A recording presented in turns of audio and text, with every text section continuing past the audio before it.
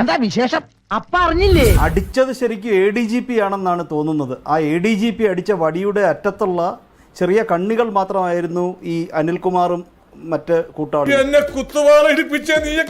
എന്ന് തോന്നുന്ന, എന്ന് ബോധ്യപ്പെടുത്തുന്ന തരത്തിലുള്ള സമാനതകളില്ലാത്ത, സമീപകാലത്ത് നമുക്ക് ചൂണ്ടിക്കാട്ടാൻ മറ്റൊരു ഇൻസ്റ്റൻസ് ഇല്ലാത്ത തരത്തിൽ ഉന്നത തലത്തിൽ അബ്യൂസ് ഓഫ് പോലീസ് പവർ. അല്പം മനുഷ്യപ്പറ്റും ദയൊക്കെ ഉണ്ടാവുന്ന ഈ തൊഴിൽ നിഷിദ്ധമൊന്നുമല്ല. അതാണിപ്പോൾ നിങ്ങൾ ഈ പറയുന്ന റിപ്പോർട്ടിലൂടെ പുറത്തു വന്നിട്ടുള്ളത്.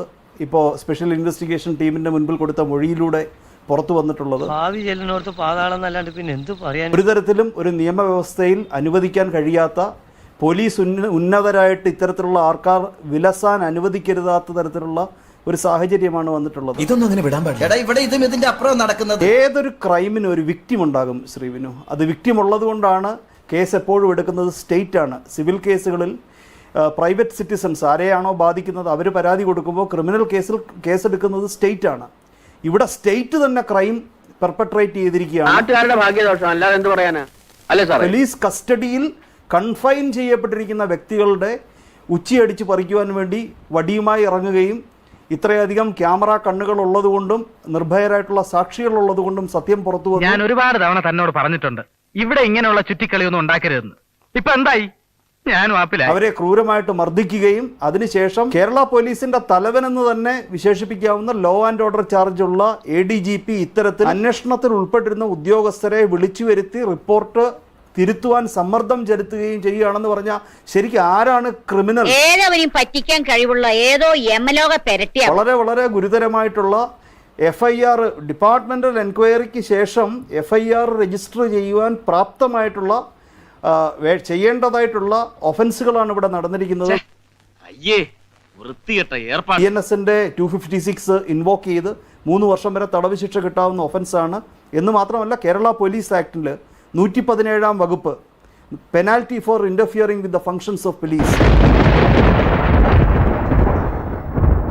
പോലീസിന്റെ ഏതെങ്കിലും ഒരു പോലീസ് ഫോഴ്സിലെ ഒരു വ്യക്തിയെ ജോലി ചെയ്യുവാതിരിക്കുവാനായിട്ട് പ്രേരിപ്പിക്കുകയോ സമാനമായിട്ടുള്ള കാര്യങ്ങൾ ചെയ്യിപ്പിക്കുകയോ ചെയ്തു കഴിഞ്ഞാൽ അതൊരു പണിഷബിൾ ഒഫൻസാണ്.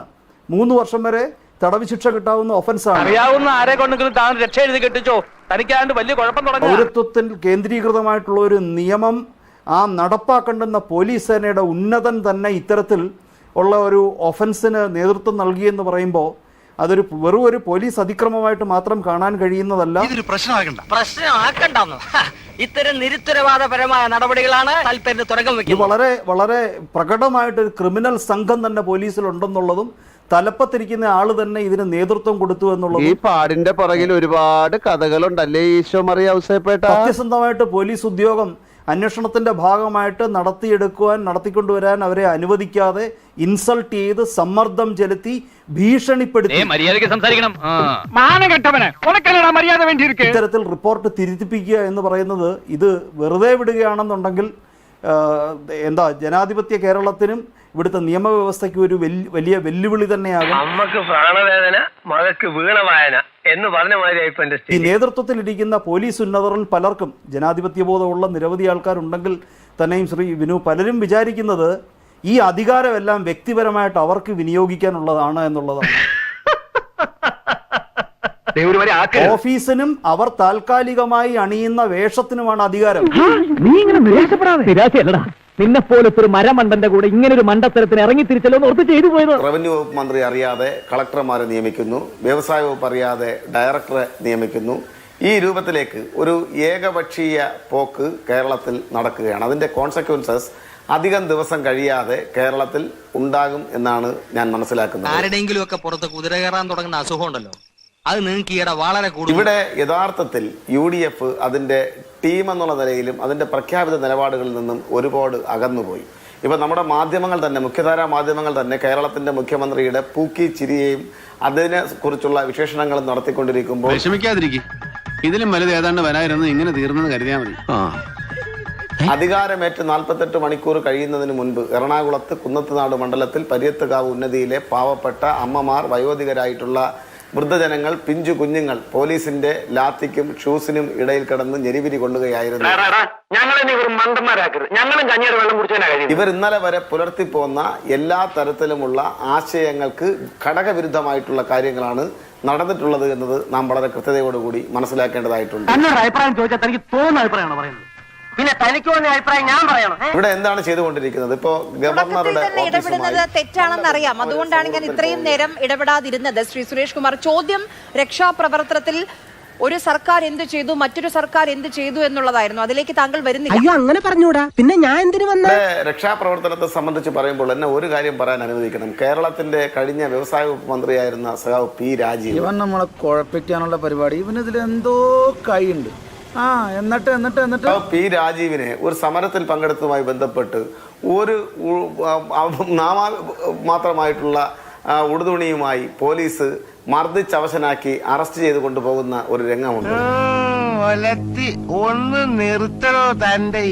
എത്രയെത്ര ആക്രമണങ്ങളാണ് വിദ്യാർത്ഥികൾക്കും യുവജനങ്ങൾക്കും നേരെ, എത്രയെത്ര ആക്രമണങ്ങളാണ്. പോലീസിന്റെ വെടിവെപ്പിൽ 6 ജീവനുകൾ പൊലിഞ്ഞുപോയ ഒരു തെരുവോരമാണ് കൂത്തുപറമ്പിന്റെ തെരുവോരം. ഞാൻ പറയുന്നത് ഇങ്ങനെയെല്ലാമുള്ള സംഭവങ്ങൾ ഈ കേരളത്തിൽ ഉണ്ടായിട്ടുണ്ട്. എന്തിനാണോ ഇവരൊക്കെ അകത്തോട്ട് പറഞ്ഞു വിടുന്നത്? അവിടുന്ന് എന്തെങ്കിലും കൊടുത്ത് പറഞ്ഞു വിട്ടുകൂടെ? ഇത് യഥാർത്ഥ വസ്തുതകളിൽ നിന്നും മറച്ചു പിടിക്കുന്നതിന് വേണ്ടി തുടക്കത്തിലെ തന്നെ ഇത്തരം കാര്യങ്ങളെ, വിവാദ വിഷയങ്ങളെ ഉയർത്തിക്കൊണ്ടുവന്ന് പ്രതികാര ബുദ്ധിയോടുകൂടി ഒരു സർക്കാർ മുന്നോട്ട് പോവുകയാണ്. ആ സർക്കാരിന് അതിനുള്ള മാൻഡേറ്റ് കിട്ടിയിട്ടുണ്ട് എന്നാണ് അവർ അവകാശപ്പെടുന്നത്. ആൾക്ക് തീരെ വിദ്യാഭ്യാസം വിവരമൊന്നും ഇല്ലേ?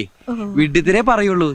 രക്ഷാപ്രവർത്തനത്തിൽ ഒരു പാളിച്ച ഉണ്ടായി എന്ന് ഇനിയെങ്കിലും ആ രക്ഷാപ്രവർത്തനത്തെ പോലീസുകാർ 2 യുവാക്കളെ തല്ലിച്ചതച്ചത് രക്ഷാപ്രവർത്തനം എന്ന് വ്യാഖ്യാനിച്ച മുൻ മുഖ്യമന്ത്രി പിണറായി വിജയന്റെ വാക്കുകൾ തെറ്റാണ് എന്ന് ഇനിയെങ്കിലും CPM വിലയിരുത്തുന്നുണ്ടോ എന്നുള്ളതാണ് എന്റെ ചോദ്യം.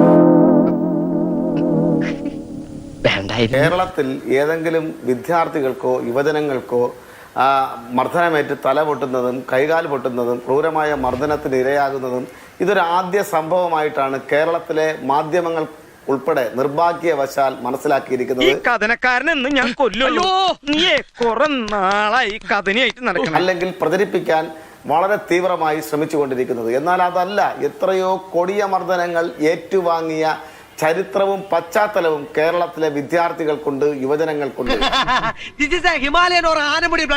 അടിയന്തരാവസ്ഥ കാലത്ത് 2 കാലം തല്ലിയൊടിക്കപ്പെട്ടയാളാണ് കേരളത്തിൽ തുടർച്ചയായി 10 വർഷം മുഖ്യമന്ത്രിയായിരുന്നത്. അങ്ങനെയുള്ള ചരിത്രവും പശ്ചാത്തലവും ഒന്നും പറയുന്നത് ക്ഷമ പരീക്ഷിക്കരുത്. ഇതുകൊണ്ട് ഞാൻ ഒറ്റ വീക്ക് ചെന്നുണ്ടല്ലോ. സർക്കാരുകൾ മാറി മാറി വന്നാലും ആ സർക്കാരുകളുമായി ബന്ധപ്പെട്ട് രാഷ്ട്രീയമായിട്ടുള്ള പ്രതികാര നടപടികൾ ഉണ്ടാകാത്ത മാതൃകാപരമായ ഒരു സ്റ്റേറ്റ് എന്നാണ് നാളിതുവരെ കരുതിയിരുന്നത്. ഒരുപാട് കള്ളങ്ങൾ കൊണ്ട് പുതിയൊരു വിശദീകരണം ഇനി ഇവിടെ നമുക്ക് തമിഴ്നാട്ടിൽ കരുണാനിധിയും ജയലളിതയും തമ്മിലുള്ള റൈവൽറിയൊക്കെ നമുക്കറിയാം. തൊട്ടപ്പുറത്തുള്ള സ്റ്റേറ്റുകളിലും ഇത്തരത്തിലുള്ള കാര്യങ്ങൾ ഉണ്ടായിട്ടുണ്ട്. എന്നാൽ ആ ഒരു രീതിക്ക് അതിന് വലിയ മാറ്റം വരുത്തിക്കൊണ്ട് അതിന് അപവാദമായി കേരളത്തിന്റെ മുഖ്യമന്ത്രി VD സതീശൻ ചില പ്രവർത്തനങ്ങൾക്ക് തുടങ്ങി വെച്ചിരിക്കുകയാണ്. അതായത് 2 പോലീസുകാർ അവരുടെ കൃത്യനിർവഹണത്തിന്റെ ഭാഗമായി ഡ്യൂട്ടി നിർവഹിക്കപ്പെട്ടു. അവർ മർദ്ദിച്ചതിനെ അല്ലെങ്കിൽ ക്രൂരമായി മർദ്ദിച്ചു എന്നൊക്കെയുള്ള നിലയിൽ അത് ഇന്ന് മാത്രം നടക്കുന്ന ഒരു കാര്യമല്ല. നീ ഒന്നും പണയണ്ട. അപ്പോ നാളെ നേരത്തെ തന്നെ ഇങ്ങോട്ട് എത്തണം കേട്ടോ. ശരി.